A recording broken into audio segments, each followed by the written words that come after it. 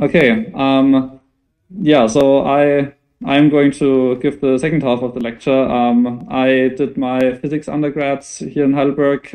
Did my bachelor thesis also with Hamprecht in 2020, and since then I've been doing a master's in Amsterdam and now a PhD at Berkeley. Though I'm soon going to join Google DeepMind instead and work on the AI safety team there. And oops. Okay, yeah. So Lennart talked about using probes to detect lice, for example, and had some really great results there.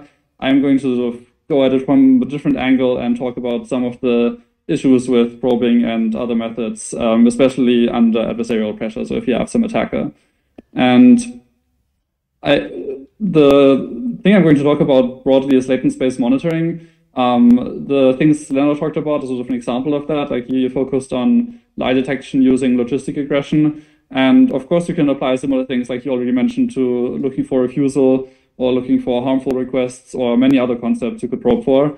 And you can also change the methods you're using. So instead of using logistic regression, you could use other classifiers and lots of different methods, which I'm going to talk about in a moment.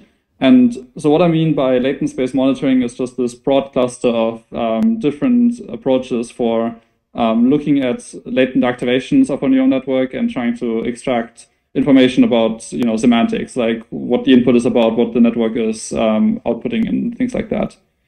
So the specific paper I'm going to talk about is a recent paper that I and many other people wrote on adversarially attacking these latent-space monitoring defenses. So basically we ask, are all these different probing methods and so on, are they adversarially robust?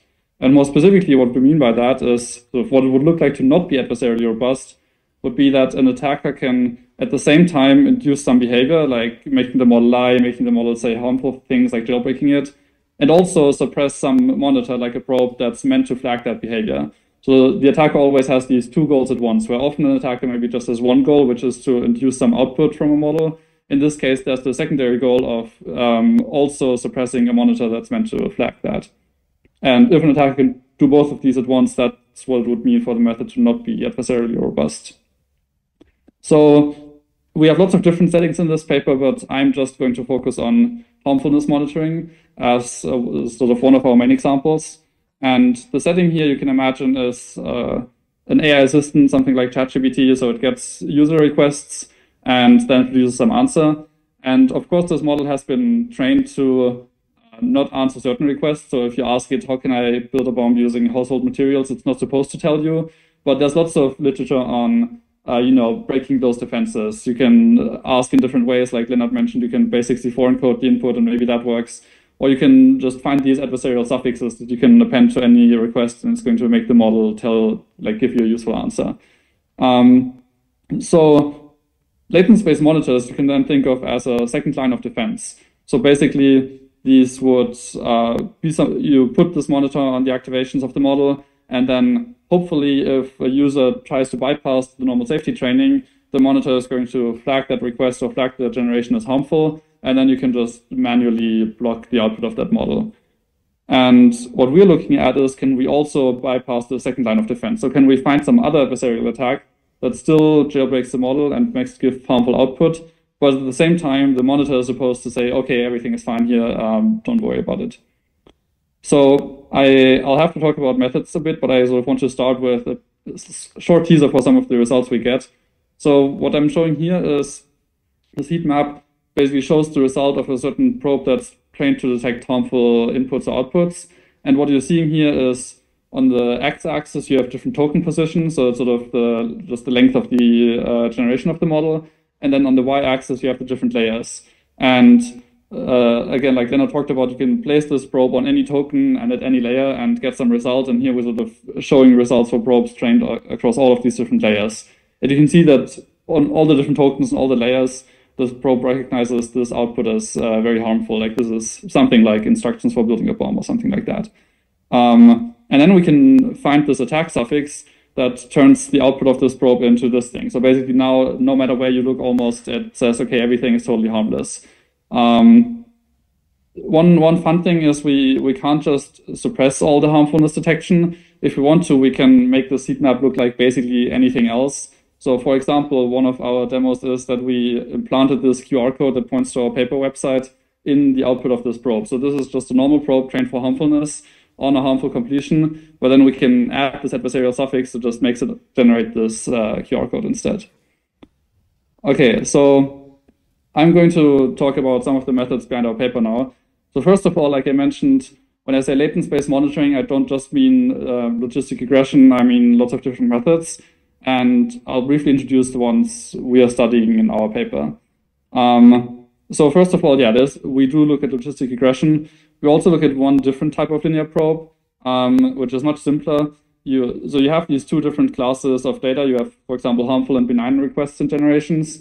And one thing you can do is just take all the benign activations and compute their mean, take all the harmful activations, compute their mean, and just take the difference between these two means, use that as a classifier direction. So you could think of that if you've seen LDA, like linear discriminant analysis, you can think of this as the same thing, but you're just assuming a sort of uniform like an identity covariance matrix instead of using an actual covariance matrix. So it's an extremely simple method, but it's been popular for a while in interpretability, so we also look at that. Then we also have sort of more sophisticated or like higher capacity classifiers. So for example, a small MLP that's trained on these activations instead of a linear classifier like in logistic regression. Apart from that, it's the same. So we still train this MLP with sigmoid at the very end and then have a cross entropy loss to get a binary classifier.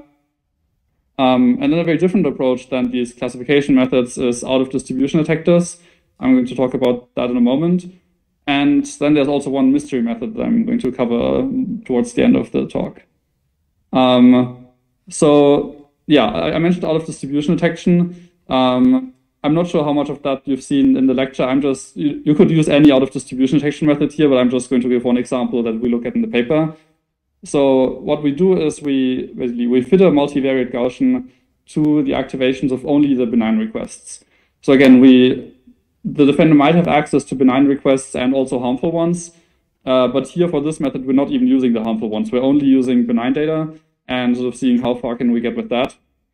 And yeah, what I've written down here is the sort of, minimizing the negative log likelihoods that Gaussian model would assign to these activations xi. But of course, there's a closed form solution for mu and sigma, like just the mean of the covariance matrix. And instead of a Gaussian, you could fit any other density model here or even use like other out of distribution detection methods. So once we fitted that Gaussian to benign data, what we can do at test time is compute the negative log likelihood of some new activation x star.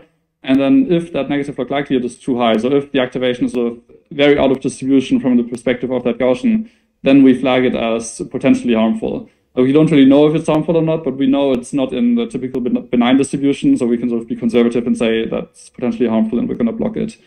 So again, this is a pretty different approach than binary classification. We're only using benign data here. Okay, then the next part is, given we have all these monitors, how do we actually attack them? So first of all, like I mentioned, our attack, at least in this part, is always adding some suffix to after the user request. I'm going to talk more about that suffix in a moment.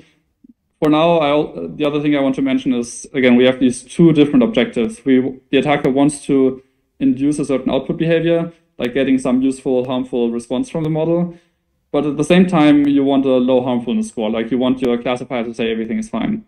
And so because of that, we have this sort of joint optimization problem where our loss function is the sum of these two terms. We have a behavior loss, which in this case is just going to be a cross entropy loss on some harmful completion. So this is exactly the same thing that you would do when pre-training a language model on internet data or when doing supervised fine-tuning. You have some harmful completion, you want the model to generate that completion, and we're going to compute a cross entropy loss for how likely that completion is under the model. And then in addition to that, we have this obfuscation loss term that's meant to sort of make the monitor say everything's fine. And the simplest thing we can do here is just try to minimize the harmfulness score the monitor assigns. So all of these methods we look at, they don't just give you a binary classification, they actually give you a continuous score for how harmful or how likely the monitor thinks this request is to be harmful. So for example, for logistic regression, you have the output of your linear layer basically before the sigmoid, and we can use that, or we can use the post-sigmoid value as a continuous score. Okay, and then I mentioned the suffix that we append at the end of the user request. So we have two different types of suffixes here. The first option is what people call an embedding suffix. So if you remember that in a transformer, you have these discrete tokens, and then they're embedded into a continuous space, so you can then apply attention layers and MLPs and so on.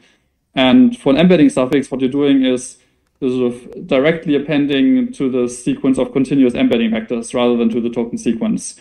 And the advantage of that is that we can, the suffix that we're appending lives in a continuous space. We can just apply SGD to optimize this loss function as was showed and find a suffix that bypasses the monitor and leads to some behavior. The downside, of course, of these embedding suffixes is it's not a realistic attack that you could run against ChatGPT, because ChatGPT, or like any closed source API, won't let you pass embeddings into the model. The only thing you can pass in are discrete tokens. And so because of that, we also look at hard token suffixes, where you just append a sequence of tokens to the end of the input. And in that case, you can't just use SGD anymore, because the thing you're optimizing over is this discrete space. And there's lots of things you could do here. We use this evolutionary algorithm, where we're basically looking at the logits that the model assigns to the completion we want and the logits that the detector assigns to whether something is harmful or not. And we're sort of using that to incrementally find better and better suffixes that, again, minimize this loss function I showed. So that's everything I want to say on methods. So maybe I'll pause for any questions on what we're doing before I jump into results. No questions yet. Okay. I'll continue then, and if there are questions later, you should interrupt me. So yeah, we can look at some results now, and the first one here is for embedding suffixes. So what you're seeing here on the x-axis are different detection methods that we're looking at. And then on the y-axis, this recorded 1% FPR, that shows you how well the detector is doing. So basically, a higher recall means the detector is doing very well, like 100% is perfect, and 0% recall means the detector isn't working, doesn't pick up on harmfulness. And these gray points at the top here, this is if we just try to jailbreak the model without explicitly trying to bypass the detector. And you can see that at least many of these detectors work fairly well against just normal jailbreaks. So for example, this out-of-distribution detector, this Gaussian, works perfectly, or the logistic regression and MLP probes, if you apply them to the generation of the model and not just to the input, then they also get 100% recall here. And then the red points are what happens if you now explicitly attack this monitor. So if you use this dual loss function that I mentioned earlier. In that case, you can see that with embedding suffixes, we can just make all the probes not work at all. So they all get 0 recall at 1% FPR. 1% FPR means 1% false positive rate. So on benign samples, there's sort of a 1% chance that the monitor incorrectly flags them as harmful. And then importantly, we also still have a high jailbreaking rate. So these red bars here, what they show is what's the rate or like what's the percentage of harmful requests where the model actually gives a harmful response in the setting where we try to both jailbreak and also bypass the monitor. And you can see that, it's much higher than 50% across all of these. So we really are both jailbreaking the model and bypassing the monitor, which was the thing we wanted to do. Then the other type of suffix I mentioned are these hard token suffixes. So we do see a lot of the qualitatively similar things, where definitely the attack reduces monitor performance. But overall, they don't work nearly as well as these embedding suffixes. So the jailbreaking rates are somewhat lower, and at least these probes on generations, they still work reasonably well, even under attack. So yeah, as you can see, these embedding suffixes are a much stronger attack, but of course also less realistic. I do think, this is sort of the first pass we're doing at this. I could imagine that people will come up with better optimization algorithms, or if you just spend more compute on finding these suffixes, I imagine you could get somewhat stronger attacks in this. So these are the sort of main results if we just directly attack monitors. But a realistic attacker might not know exactly what defender is going to be using. So maybe you're guessing, oh, maybe they're using some kind of probes, but you might not have access to the actual probe they trained, or you might not know, are they using a logistic regression, are they using an MLP, and so on. And so an important question is, from the attacker's perspective, can you just attack one or a small set of monitors, then have that transfer to some other monitor that the defender might actually be using?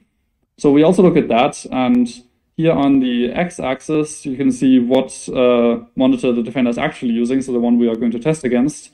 And then on the y-axis, we're showing different monitors that an attacker might be attacking or targeting. And yeah, if a cell is dark red, that basically means the attacker wins, so the monitor gets slow recall. And yeah, clearly there's some generalization here, so if there was sort of no generalization at all between different methods, you would only expect to see some points on the diagonal, basically.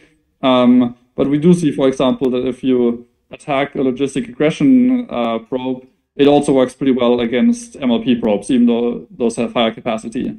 And one interesting aspect is that if you attack an out-of-distribution detector like this Gaussian, then it transfers pretty well to supervised probes like logistic regression, for example, but not the other way around. So in the second row, for example, if you attack this logistic regression classifier, it doesn't work at all against an out-of-distribution detector. And yeah, we don't have a proven answer to why this happens, but here's an intuition that I think is pretty plausible. So this is not real data. This is just, illustrating what I think might be happening. So we have these two clusters, the harmful activations and the benign activations. And if we just fit a supervised classifier to distinguish between these, we're going to get some decision boundary in the middle between those two clusters. Depends on exactly what classifier we're using and so on, but it's probably going to be somewhere in the middle. And now if we attack the supervised classifier, these obfuscated activations that we get, so the dark red points, they are going to be on the benign side of this decision boundary, but they're not necessarily going to be close to the benign cluster of activations. So here I've put them sort of in the top left corner, that cluster of points there. So it's going to fool the probe, but it's not going to fool the out-of-distribution detector necessarily, because that one might have a closer decision boundary around the benign activations. Because remember, the out-of-distribution detector is only trained to sort of flag anything that isn't in that cluster as out-of-distribution. And even though we're fooling these probes, it's still out-of-distribution for benign activations. And then on the other hand, if we find activations that are inside this more narrow decision boundary around benign activations, then it's necessarily also going to fool the probe because it's just so close to the benign activations that it's automatically hard to distinguish with a supervised probe. Okay, so those are our transfer results. So far, basically, what we're showing is these attacks, at least if we can use embedding suffixes, they work really well, and they also transfer between different monitors. So our question is, of course, what can the defender do about this? Are there any improvements we can make to these probes? And a common approach in general, if you want to defend against adversaries, is to do adversarial training. So for example, this is also something people do a lot in image classification. If you want to defend against adversarial examples there, you can train a classifier to work correctly even on adversarial inputs. And the hope is if you do that for long enough, it's eventually going to be robust to new attacks. So yeah, here's some pseudocode for one particular approach to adversarial training that we tried. We basically keep this collection of different attack suffixes. So these are, in this case, we're using embedding suffixes. And in every epoch, we find one new attack suffix and against our current monitor. And then we train a new monitor, like a new probe, for example, that works against all the suffixes we found so far on all the previous epochs and the latest epoch. And yeah, for this, it's important that our monitor has relatively high capacity. So if we just had a linear probe here, then, in every epoch, it's just going to change the direction it's pointing in, but it might get pretty hard to be robust to all the attacks at once. So that's why for this part, we look at two different types of monitors. One is just an MLP, which can fit quite a lot of detail. And the other one is this ensemble of linear probes, where basically in every epoch, we just add a new linear probe that works against the new attack. And then what we do is, to get a harmfulness score, we take the maximum over all the harmfulness scores from different probes. So to fool this ensemble, you basically have to convince every single one of these probes that everything is fine. Okay, so does this work? Well, basically not. So what I'm showing here is the detector performance over time as we keep doing adversarial training. So on the x-axis, we have these 70 epochs of training, but I'm plotting 2 data points per epoch. So basically 1 data point right after we've added a new suffix to our list, and then 1 data point right after we've trained a monitor on all the suffixes. And you can see this just keeps going up and down. So basically, whoever went last in this game between attack and defense wins in that moment.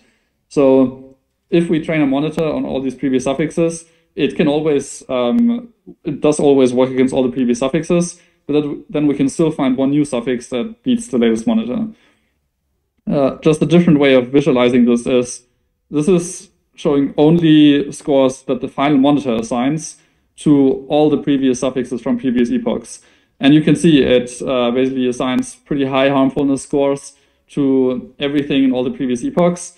But then this final op reps column here, that's the score on the latest attack that specifically targets that monitor. And you can see it's extremely low, like sort of lower than actual benign data even.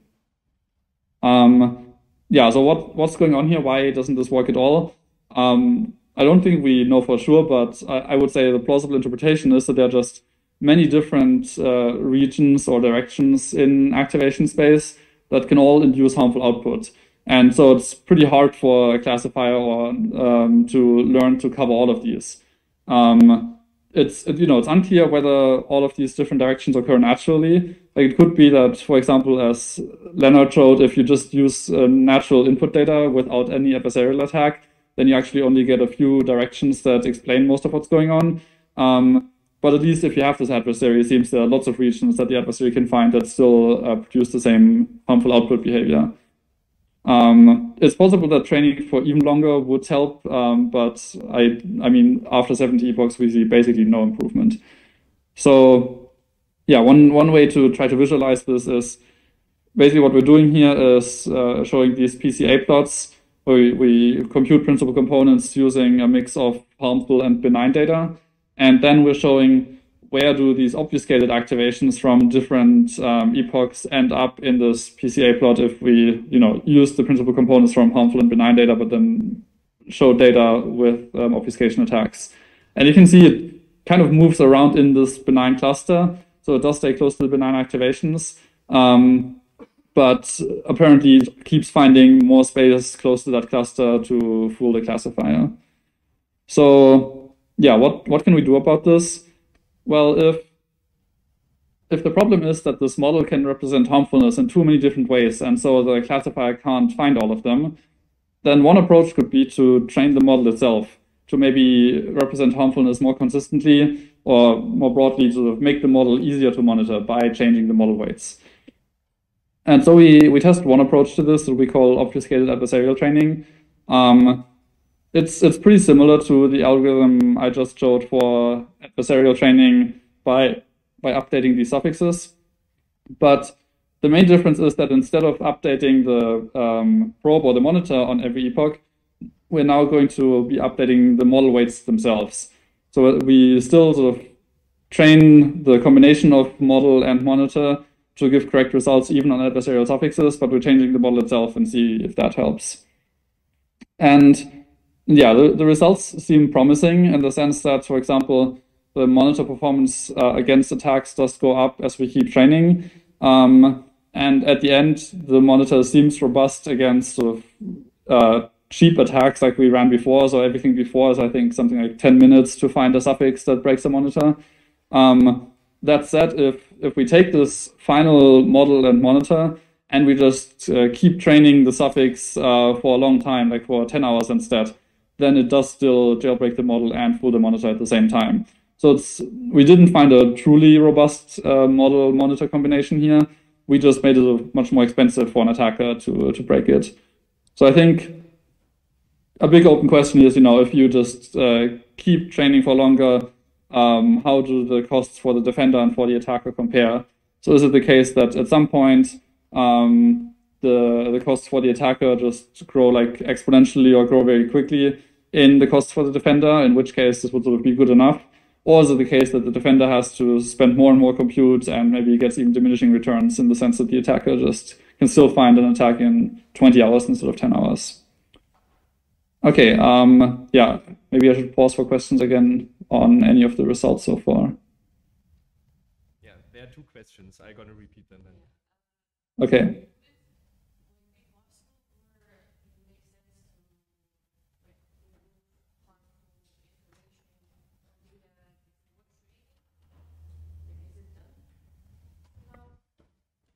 Did you hear that, Erik, or should I repeat? Yeah, can you repeat that? Okay, so the question was whether it's possible or whether it's done that harmful information is just not present in the training data, right? Oh, yeah, great question. Yeah, so I think one problem here is that harmful, like sort of the capability to produce harmful information is often closely related to things you want the model to be good at.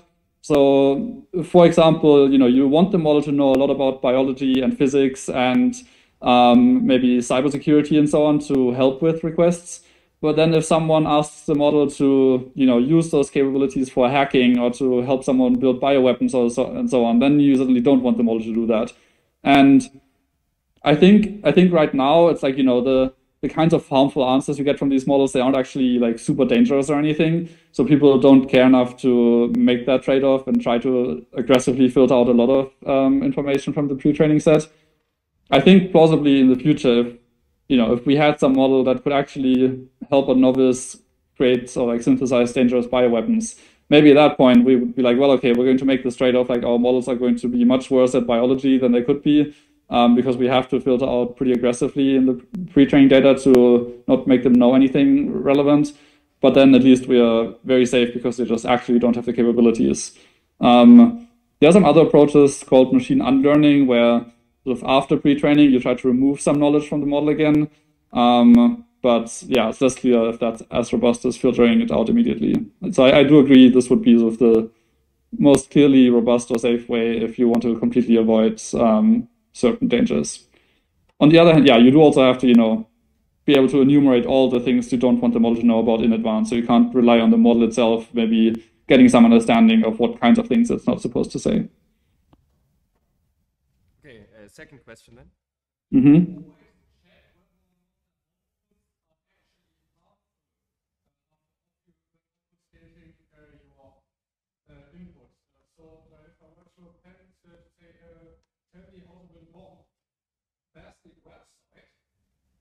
Might you start teaching me about HTML? Do you always check for that?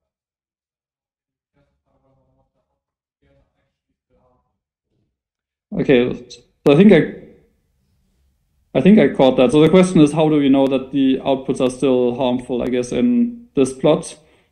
So That's right, yeah. So here when we measure the jailbreaking rate, we're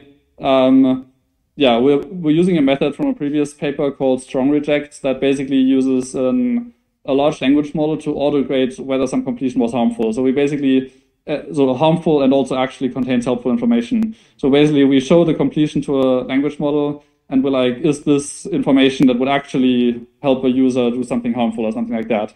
So we want to both measure, does the model try to comply with the user request? Like, does it try at all to give information on how to build a bomb? But we also want to check, like, does it provide somewhat useful information or does it just give complete nonsense results? Does that answer the question? Yes, was the answer. Okay. There's a third question, actually. Yeah, of course.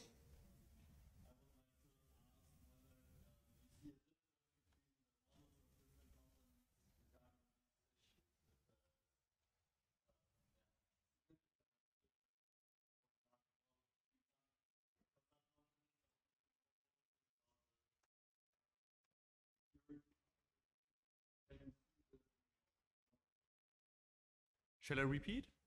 Yes, please. So the question was, are there any differences between the models of different companies? Because some companies are more focused on safety than others. Yeah. So I mean, for these experiments, we need access to the activations of the models to train probes and so on. So the only thing we can use are open weight models. Like I think almost all of our experiments just use Llama from Meta. So I don't know whether the results here would be different if we use like Claude, for example, or some commercial model. You know, my guess is they would be somewhat different, but not qualitatively that different. I think there's sort of a different question of how safe is the end-to-end system that companies are deploying. Like we're sort of looking at one component that I'm not even sure if companies are currently using any of these latent space monitoring methods or if they're only relying on safety training and maybe just monitoring the outputs themselves. So I do think there might be differences between companies in terms of how robust the models they're currently deploying are overall to realistic attacks. Okay. Any other questions? I can't see any, so. Okay. Then, yeah, I guess this leads into what I was going to talk about next. So, yeah, so far I've painted the pretty grim picture for defenders, you know, like maybe adversarial training works eventually, but not really right now. So I think it's good to take a step back and ask, okay, is any of this a realistic threat for ChatGPT for commercial deployments? So like I said, I don't know if anyone is currently using methods like this in production. I do think it's still relevant because it seems pretty plausible that people will want to use them at some point. That said, even if people are using them right now, I don't think this is currently a realistic attack that you could actually run against deployed monitors. So our most realistic attack are these hard token suffixes. Because there we can actually send tokens to the model, and also we don't need full white box access. But even then, we still need access to lodges from the monitor. So these sort of raw monitor scores for how likely does the probe think this was a harmful request. If we only had binary decisions for should this request be rejected or not, then we couldn't efficiently run our evolutionary optimization algorithm. Like we just would have no feedback for whether we're making progress at all on bypassing the monitor. And even with these raw lodges, we still need tens of thousands of optimization steps. So I think if we didn't have them with our current approach, it would just be pretty hopeless to actually find these attacks. So I think just given what we're showing in the paper, this doesn't immediately let you run realistic attacks against deployed models and monitors. That said, it does show that latent space monitoring is not some silver bullet that's automatically going to be more robust than other methods. So that's what I would say is the main takeaway. And then finally on this paper, just some open problems.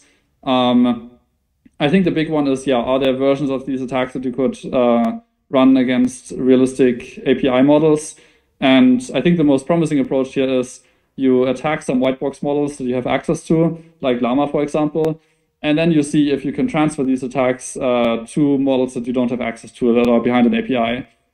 My guess is this won't, we haven't tried this. My guess is it won't quite work out of the box, but I also wouldn't be shocked if you can make it work. If you try to find an attack that works against many different models at once, maybe it's going to transfer to one more.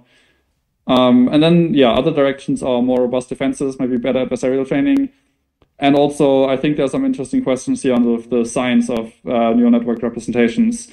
So for example, I mentioned this point of how there seem to be many different regions or directions in the latent space that all lead to harmful behavior.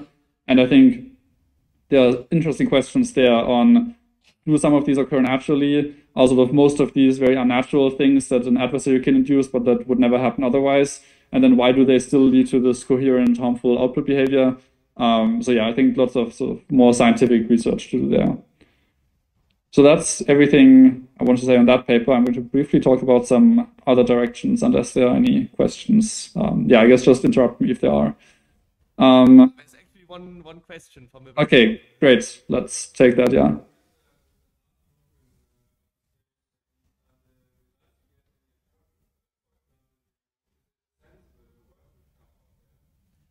Okay, so the question was, are the hard token attacks, the outputs you get from there, are there sensible words you can find? Oh, not so.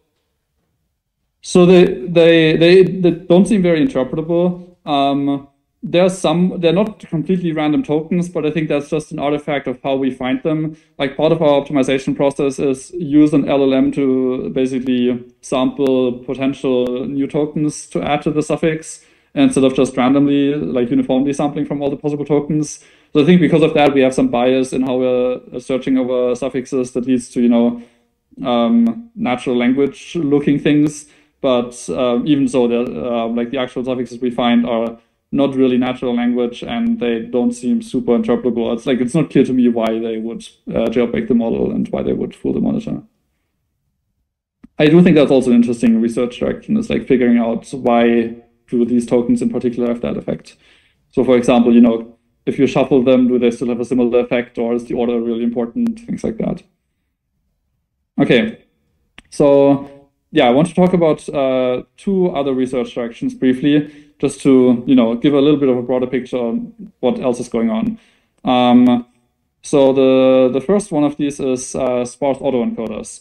So just as motivation or as background, one very simple approach you could take to interpreting neural networks is just look at every single neuron and try to figure out what it does. So the way you could do this is, for example, look at lots of different inputs from your training distribution and then find the inputs that make this neuron activate very highly. And then you're like, well, okay, if there's some consistent thing that's going on in these highly activating inputs, then maybe that's sort of part of the function of this neuron. One problem with this is that neurons tend to be very polysemantic, especially in LLMs. So what this means is that if you look at these highly activating input examples, you just get lots of different things. So here's sort of the highest activating input examples for one particular neuron.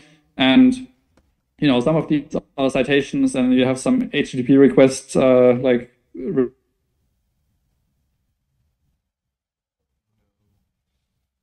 activate on nearly every period that you find.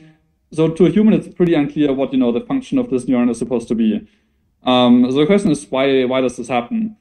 And I don't think we fully understand this or know for sure, but one of the leading hypotheses is what people call the superposition hypothesis. So you can think of neurons themselves as forming this orthogonal basis of the activation space. So basically the output that every neuron contributes to the activation vector is sort of one of the standard basis vectors. And then the superposition hypothesis says that there are many more semantic features that are being represented in these activations than there are neurons to represent them. And so these features are not some orthogonal basis, but instead they are these sort of this overcomplete basis, like in this second picture below here.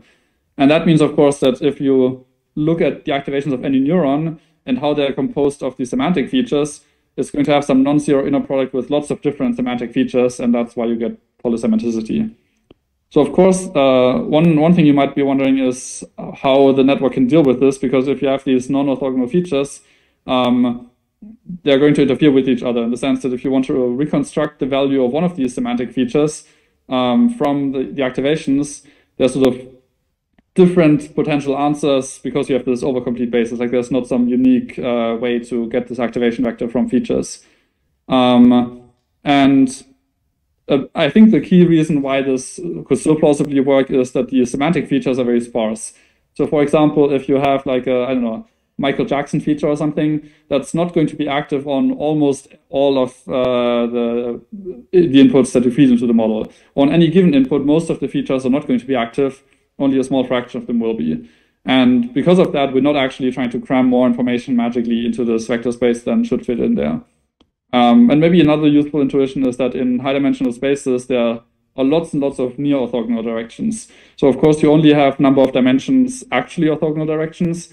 But if you find with some small epsilon interference terms, then suddenly you have exponentially many almost orthogonal directions, according to this thing called the Johnson-Linton-Strauss lemma. In practice, it's probably more like quadratic because otherwise the noise blows up. But still, you have many more features that are almost orthogonal than you have directions. So this is where sparse autoencoders come in. They're basically an approach for dealing with superposition.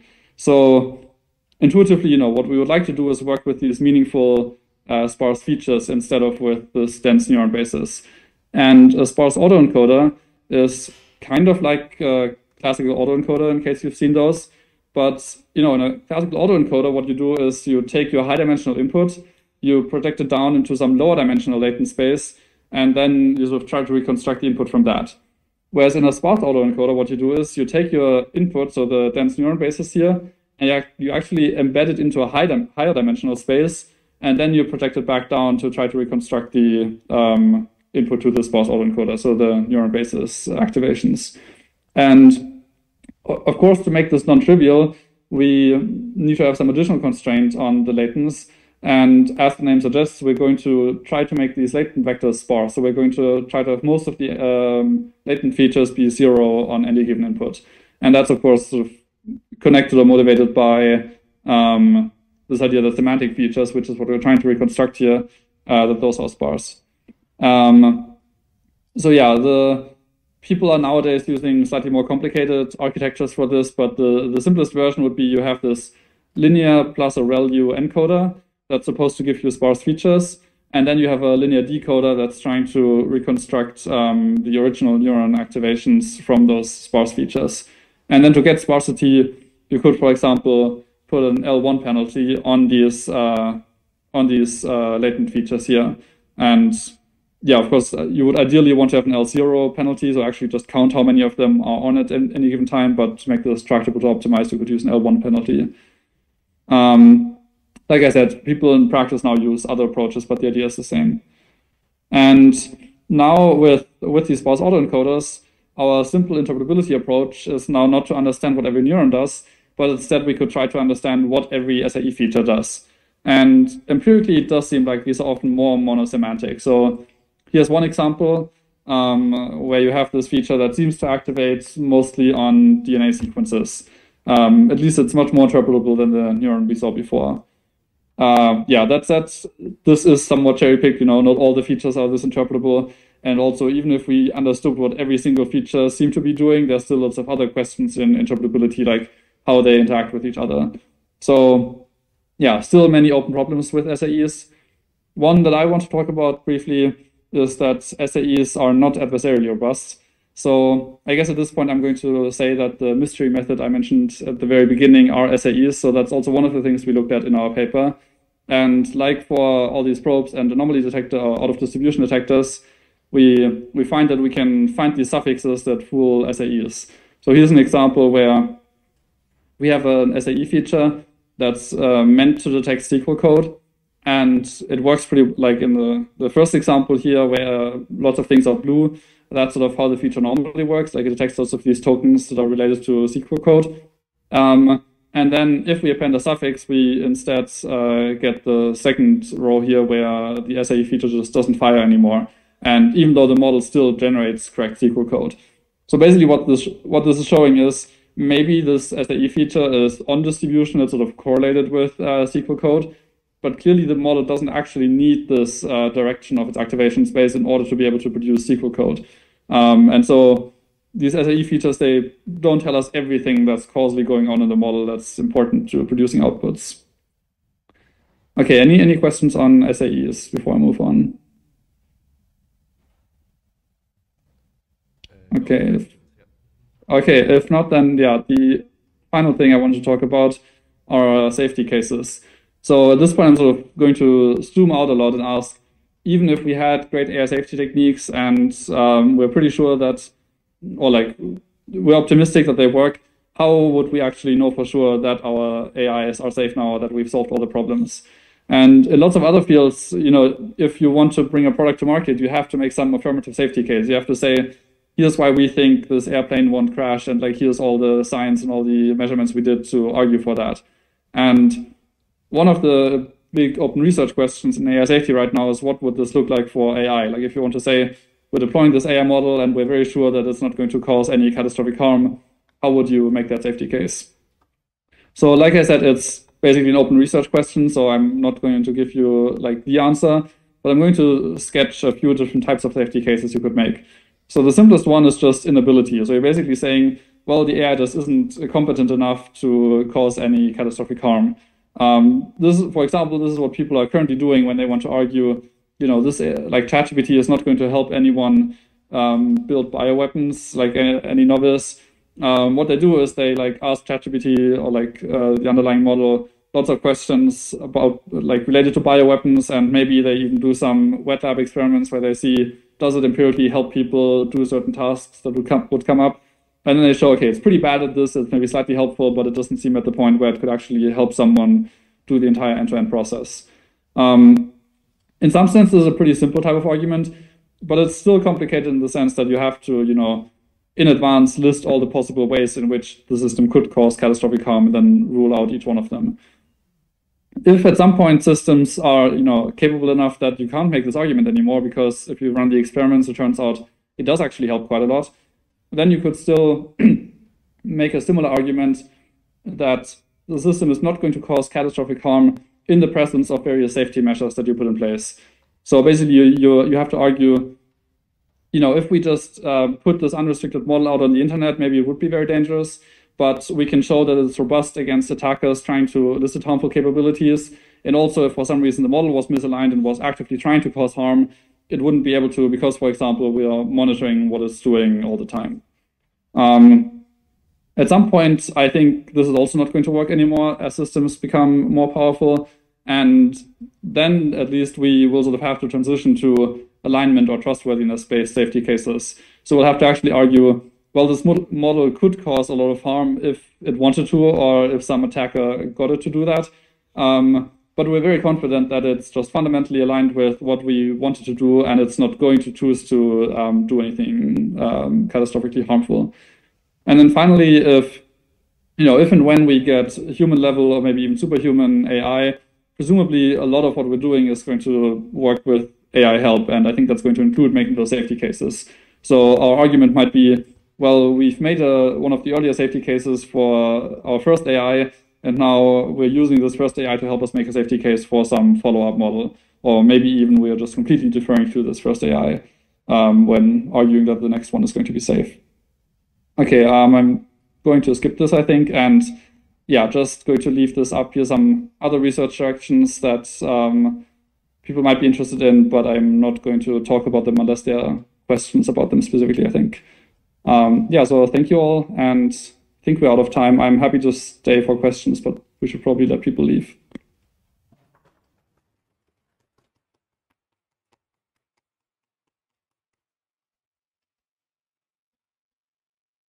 Okay, then are there any questions left? Okay, so then that concludes the lecture. Thank you.